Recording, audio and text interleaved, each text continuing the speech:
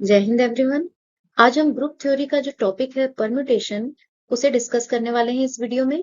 और इस वीडियो में मैंने जो भी टॉपिक डिस्कस किए हैं उसकी हैंड रिटन नोट्स की लिंक मैंने इस वीडियो के डिस्क्रिप्शन बॉक्स में दे दी। परम्यूटेशन की डेफिनेशन जानने से पहले आपको ये पता होना चाहिए कि one one mapping and onto mappings क्या होती हैं, क्योंकि परम्यूटेशन की डेफिनेशन में हमें इन दोनों मैपिंग्स की जरूरत पड़ने वाली है। अगर आप ऑलरेडी इन मैपिंग्स के बारे में जानते हैं तो आप वीडियो के इस पार्ट को स्किप करके डायरेक्टली डेफिनेशन ऑफ परम्यूटेशन जो है वहां से वीडियो को देख सकते हैं। और जो नहीं जानते उनके लिए चलती है, मैं जल्दी से एक आइडिया दे देती हूँ, आपको बता देती हूँ कि one one mapping and onto mapping क्या होता है। ठीक, तो सबसे पहले बात करते हैं वन वन मैपिंग की, जिसे हम इंजेक्टिव फंक्शन या इंजेक्टिव मैपिंग के नाम से भी जानते हैं। मान लीजिए हमारे पास दो सेट हैं, सेट ए एंड बी, दोनों ही नॉन एम्प्टी सेट्स हैं। हमने एक मैपिंग या फंक्शन डिफाइन किया सेट ए से सेट बी के अंदर। ठीक, हम कब कहेंगे कि ये मैपिंग एक वन वन मैपिंग है? अगर सेट ए के डिस्टिंक्ट एलिमेंट जो है वो जाकर मैप हो बी के डिस्टिंक्ट एलिमेंट्स पर under mapping under function F.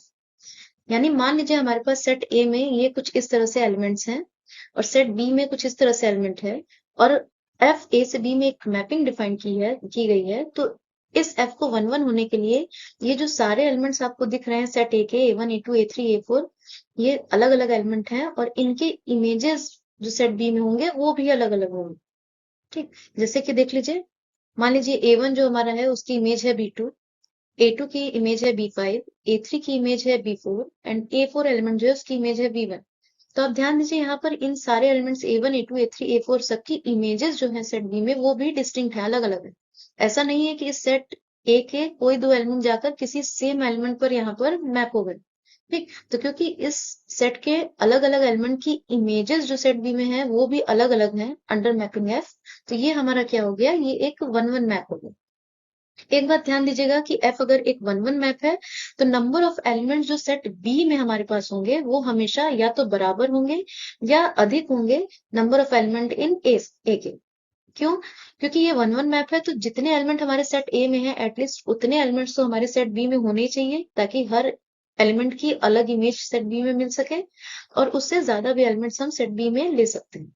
Okay, अब एक एग्जांपल और देख लीजिए। यहाँ पर देख रहे हैं आप मैपिंग एफ के थ्रू जो एलिमेंट्स हैं सेट ए के वो सेट बी से कुछ इस तरह से कनेक्टेड है। अगर आप ध्यान दीजिए तो आप देखेंगे कि element A1 and element A4 ये दोनों ही जाकर एलिमेंट B2 पे जो है जुड़ रहे हैं। दोनों की इमेज जो है अंडर एफ वो B2 है।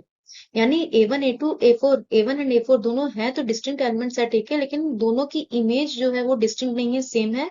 और ये वन वन मैपिंग के क्राइटेरिया को सेटिस्फाई नहीं करते, इसलिए ये मैपिंग जो है ये एक वन वन मैपिंग नहीं।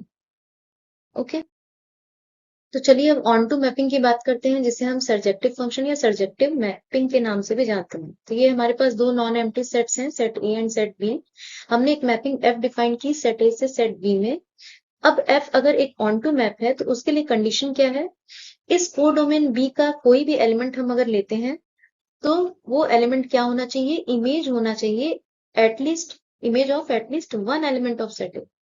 यानी इस सेट बी में कोई भी एलिमेंट ऐसा नहीं होगा जो इमेज ना हो किसी एलिमेंट का सेट ए को। ठीक, तो जैसे कि यहाँ पर एग्जांपल में देखिए, एलिमेंट B1 जो है वो हमारा इमेज है A4 का, एलिमेंट B2 जो है इमेज है A1 का, B3 इमेज है A6 का, B4 इमेज है A3 का, B5 इमेज है A2 का एंड B5 ही इमेज है A5 का। तो यहाँ पर ऑन टू है या नहीं ये चेक करने के लिए हम कोड डोमेन बी के एलिमेंट्स को देखते हैं कि क्या कोई ऐसा एलिमेंट है जो इमेज ना हो किसी भी एलिमेंट का सेट ए के। तो यहाँ पर आप देख रहे होंगे ऐसी पॉसिबिलिटी नहीं है, बी के सेट बी के सारे एलिमेंट जो हैं वो किसी ना किसी एलिमेंट की इमेज है of the set A. Okay, तो ये हमारा क्या हो गया, एक ऑन टू मैप हो गया। एक बात ध्यान दीजिएगा कि एफ अगर एक ऑन टू मैप है तो इमेज सेट, क्योंकि बी के सारे एलिमेंट जो हैं वो इमेजेस हैं किसी ना किसी एलिमेंट के सेट ए के, यानी पूरा इमेज सेट हमारा जो सेट ए का है अंडर मैपिंग एफ जो है वो बी के बराबर हो। एक बात और ध्यान दीजिएगा कि अगर एफ एक ऑन टू मैप है तो नंबर ऑफ एलिमेंट ए में जो होंगे वो हमेशा या तो बराबर होंगे या अधिक होंगे इस कोड डोमेन बी के। क्योंकि अगर हम नंबर ऑफ एलिमेंट सेट ए में कम ले लेते हैं सेट बी से तो उस केस में क्या होगा, सेट ए का एक ही एलिमेंट जाकर दो या दो से ज्यादा एलिमेंट से कनेक्ट हो जाएगा सेट बी के। जैसे उस केस में ये जो एफ है हमारा ये मैपिंग ही नहीं रह जाएगा, क्योंकि मैपिंग होने के लिए क्या होता है, एवरी एलिमेंट जो सेट ए का है वो कनेक्ट होता है unique element of set B से। और अगर सेट ए में नंबर ऑफ एलिमेंट कम है सेट बी से, तो एक एलिमेंट जो है एक से ही नहीं कनेक्ट होगा, जाके एक से ज्यादा एलिमेंट से कनेक्ट हो जाएगा और फंक्शन नहीं रह जाएगा। ठीक, तो ये कंडीशन है ऑन टू मैप होने के लिए किसी फंक्शन को। ठीक, तो यहाँ पर देखिए हमारे पास एक और एग्जाम्पल है। यहाँ पे मैपिंग एफ के जरिए जो एलिमेंट है सेट ए के सेट बी से कुछ इस तरह से हमारे कनेक्ट हो रहे हैं। अब देख रहे हैं मैपिंग। ठीक, तो यहाँ पर एक बात ध्यान दीजिए कि एलिमेंट बी1 जो है वो इमेज नहीं है किसी भी एलिमेंट का सेट ए के। ये ऐसे ही पड़ा हुआ है, आपको दिख रहा होगा, किसी भी एलिमेंट से कनेक्टेड नहीं है सेट ए के। तो ये मैपिंग जो है वो ऑन टू कंडीशन को सेटिस्फाई नहीं करती, और इसलिए ये जो है एक ऑन टू मैप नहीं है। ओके, इसके बाद एक बात और ध्यान दीजिएगा, अगर एफ हमारी जो मैपिंग ए से बी में ले रहे हैं, ये अगर दोनों है, वन वन भी है ऑन टू भी है, जिसे हम बाइजेक्शन मैप भी कहते हैं, तो उस केस में number of element in a set A जो है वो इक्वल होगा number of elements in set B. चलिए अब परमुटेशन की डेफिनेशन देख लेते हैं। मान लीजिए हमारे पास एक फाइनाइट सेट है एस जिसमें एन डिस्टिंक्ट एलिमेंट है। इस सेट एस को हमने कुछ इस तरह से रिप्रेजेंट किया है, जिसके एलिमेंट्स को हमने A1 A2 A3 up to N इनसे डिनोट किया है। हम चाहे तो सिंपल वे में इन एलिमेंट्स को 1 2 3 टू एन इस तरह से भी डिनोट कर सकते हैं सेट एस के एलिमेंट। अब मान लीजिए हमारे पास एक मैपिंग है स्मॉल पी सेट एस से सेट एस में, जो कैसी मैपिंग है, वन वन भी है और ऑन टू भी है। तो इसी स्मॉल पी जो कि हमारी one one onto map है एस से एस में, इसे हम कहते हैं परम्यूटेशन ऑफ डिग्री एन, क्योंकि इस सेट एस में कितने एलिमेंट्स हैं, एन एलिमेंट्स थे। चलिए इसे और अच्छे से समझ लेते हैं डायग्राम के जरिए। मान लीजिए हमारे पास एक फाइनाइट सेट है एस जिसमें कितने एलिमेंट है, एन एलिमेंट है। अब अगर हम एक मैपिंग डिफाइन करते हैं एस से एस में, इसे हमने स्मॉल एफ से मान लीजिए डिनोट कर दिया, और ये मैपिंग क्या है, वन वन भी है और ऑन टू भी है, तो इस स्मॉल एफ को भी हम कहते हैं permutation of degree N. Okay, अब अगर ऐसे एक फाइनाइट सेट है जिसमें एन एलिमेंट है, तो इस तरह के टोटल एन फैक्टोरियल परम्यूटेशंस या one one onto map possible हैं, जो कि हम एस से एस में डिफाइन कर सकते हैं। ठीक, तो यानी कोई भी फाइनाइट सेट ऐसे जिसमें अगर एन डिस्टिंक्ट एलिमेंट है, तो उसमें total permutations, number of total permutations या one one onto map जो है वो क्या है, हमारे एन फैक्टोरियल। ओके, ये एक एग्जांपल के जरिए इस बात को समझ लेते हैं। मान लीजिए हमारे पास एक फाइनाइट सेट है एस जिसमें तीन एलिमेंट हैं। उन तीन एलिमेंट्स को हम ए1 ए2 ए3 से भी डिनोट कर सकते हैं, और चाहे तो सिंपली 1 2 3 से हमने डिनोट कर दिया इस सेट एस के एलिमेंट्स को। अब इस सेट एस के लिए अगर हम टोटल नंबर ऑफ परम्यूटेशंस या one one onto functions की बात करें जो एस से एस में डिफाइंड होंगी, तो वो टोटल पॉसिबल परम्यूटेशंस क्या होंगी, हमारे 3 फैक्टोरियल यानी 6। यानी total one one onto map की बात करें जो एस से एस में डिफाइंड है, तो टोटल इस तरह के 6 one one onto map हमें मिलेंगे। चलिए ये कौन कौन से one one onto functions हैं या कौन से परम्यूटेशन पॉसिबल परम्यूटेशंस हैं, उनके बारे में भी डिटेल में समझ लेते हैं। तो सबसे पहले परम्यूटेशन पे आते हैं, जिसे हम P1 से डिनोट करने वाले हैं।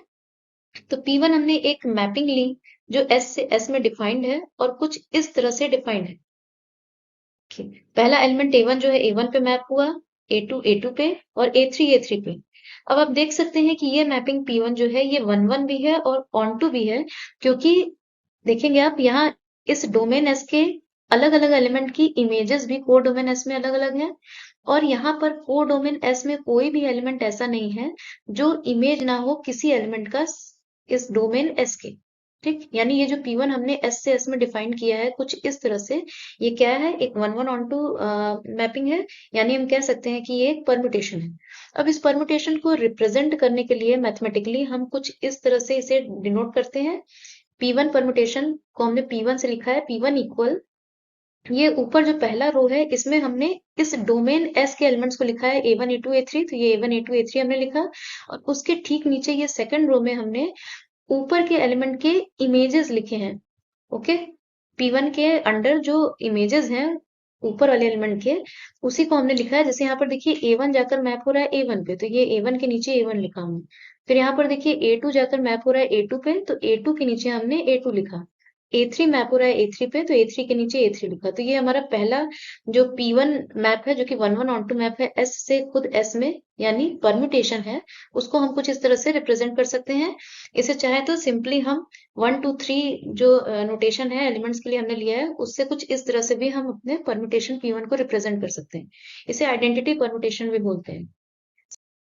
सेकंड परम्यूटेशन देखते हैं। सेकंड परम्यूटेशन में हमने क्या लिया है, एक मैपिंग P2 ली है जो S से S में डिफाइंड है, और कुछ इस तरह से हम डिफाइन करेंगे इस मैपिंग को कि P2 जो है वो one one onto mapping हो जाए। जैसे यहाँ पर देखिए हमने A1 को मैप किया A2 पे, A2 को मैप किया A1 पे और A3 को मैप किया A3 पे। तो आप देख रहे होंगे कि S के यहाँ के सारे एलिमेंट के जो इमेजेस है वो भी अलग अलग है, अलग अलग एलिमेंट के अलग अलग इमेजेस, यानी ये 1 1 है। और साथ ही साथ यहाँ पर S को डोमेन में कोई एलिमेंट ऐसा नहीं है जो इमेज ना हो इस डोमेन S के एलिमेंट का। ओके, तो ये हमारा हो गया 1 1 ऑन टू मैप, यानी ये भी एक परम्यूटेशन हो गया। इसे हम मैथमेटिकली कुछ इस तरह से रिप्रेजेंट करेंगे। ऊपर हमने फर्स्ट रो में डोमेन के एलिमेंट्स को लिखा है और नीचे उनकी इमेजेस को। तो देखिए A1 A2 पे मैप है तो A1 के नीचे हमने A2 लिखा, A2 A1 पे मैप है तो हमने A2 के नीचे A1 लिखा, और A3 A3 पे ही मैप है तो A3 के नीचे हमने A3 लिखा। इसे सिंपली 1 2 3 वाले नोटेशन से हम इस तरह से भी रिप्रेजेंट कर सकते हैं। इसी तरह थर्ड परम्यूटेशन जो है हमारा, उसको P3 हमने नाम दिया है, और उसके लिए हमने जो 1 1 ऑन टू मैप डिफाइन किया है वो कुछ इस तरह से है। A1 A1 पे मैप, A2 A3 पे और A3 A2 पे। तो ये भी 1 1 ऑन टू कंडीशन को सेटिस्फाई करता है, यानी ये भी एक परम्यूटेशन है जिसे हम कुछ इस तरह से रिप्रेजेंट करेंगे। ओके, इसी तरह हमारा जो फोर्थ परम्यूटेशन होगा उसको भी देख लेते हैं। फोर्थ परम्यूटेशन में हमने एक मैप P4 लिया है जो कि S से S में डिफाइंड है, और कुछ इस तरह से डिफाइंड है कि ये भी 1 1 ऑन टू कंडीशन को सेटिस्फाई करेगा। A1 A3 पे मैप है, A2 A2 पे मैप है और A3 हमारा A1 पे मैप है। तो यानी ये भी 1 1 ऑन टू कंडीशन को सेटिस्फाई करता है। तो P4 परम्यूटेशन हमारा कुछ इस तरह से हो गया। सिंपली 1 2 3 नोटेशन के जरिए हम इसको इस तरह से भी रिप्रेजेंट कर सकते हैं। फिफ्थ परम्यूटेशन जो है उसमें हमने P5 एक मैप लिया है S से S में, जो कुछ इस तरह से डिफाइंड है। एरो के जरिए आप देख रहे होंगे कि एलिमेंट कैसे कनेक्ट हो रहे हैं एक दूसरे से। ये भी 1 1 ऑन टू मैप है, यानी ये भी एक परम्यूटेशन है। इसे कुछ इस तरह से रिप्रेजेंट कर सकते हैं। ओके, सिंपल फॉर्म में इस तरह से। और सिक्स परम्यूटेशन जो हमारा लास्ट पॉसिबल परम्यूटेशन है उसे P6 से हमने डिनोट किया है। उसमें एलिमेंट्स जो है कुछ इस तरह से मैप हो रहे हैं। हमारा A1 A3 पे मैप है, A2 A1 पे मैप है और A3 A2 पे मैप है। तो ये भी देखिए एक 1 1 ऑन टू मैप है। यहाँ के अलग अलग एलिमेंट जाकर मैप हो रहे हैं ओ डोमेन एस के अलग अलग एलिमेंट पे, और ओ डोमेन एस में कोई भी एलिमेंट ऐसा नहीं है जो इमेज ना हो किसी भी एलिमेंट का इस डोमेन एस के। तो ये भी एक परम्यूटेशन है, और इसे हम कुछ इस तरह से डिनोट करेंगे। सिंपल फॉर्म में इस तरह से डिनोट कर सकते हैं। अब देखेंगे इसके अलावा हमारे पास कोई और पॉसिबल परम्यूटेशंस नहीं मिलेंगे, हमें 1 1 ऑन टू मैप नहीं मिलेंगे जो एस से एस में डिफाइंड हो। ये 6 मैंने जो बताया यही पॉसिबल परम्यूटेशंस हैं। ओके, सेट एस के लिए जो टोटल परम्यूटेशंस हैं, set of all the permutation, उसको हम S3 से डिनोट करते हैं, और उसे कुछ हम इस तरह से लिख सकते हैं। S3 इक्वल ये हमारा P1 P2 P3 P4 P5 P6 जो टोटल मैंने अभी परम्यूटेशन बताया, ये सारे परम्यूटेशंस का जब मैंने कलेक्शन ले लिया तो उसे S3 से डिनोट करते हैं, और इसे ही कहते हैं परम्यूटेशन सेट या सेट ऑफ परम्यूटेशंस। ओके, तो आपके लिए क्वेश्चन है, अगर हमारे पास एक फाइनाइट सेट S है जिसके पास 2 एलिमेंट्स हैं एंड 4 एलिमेंट है, तो इस फाइनाइट सेट S के कितने टोटल पॉसिबल परम्यूटेशंस मिलेंगे, यानी जब 2 एलिमेंट है तो उस केस में कितने टोटल परम्यूटेशंस मिलेंगे हमें, और अगर सेट S में 4 एलिमेंट है तो कितने टोटल परम्यूटेशंस मिलेंगे। अपने आंसर को आप कमेंट सेक्शन में सेंड कर सकते हैं मुझे।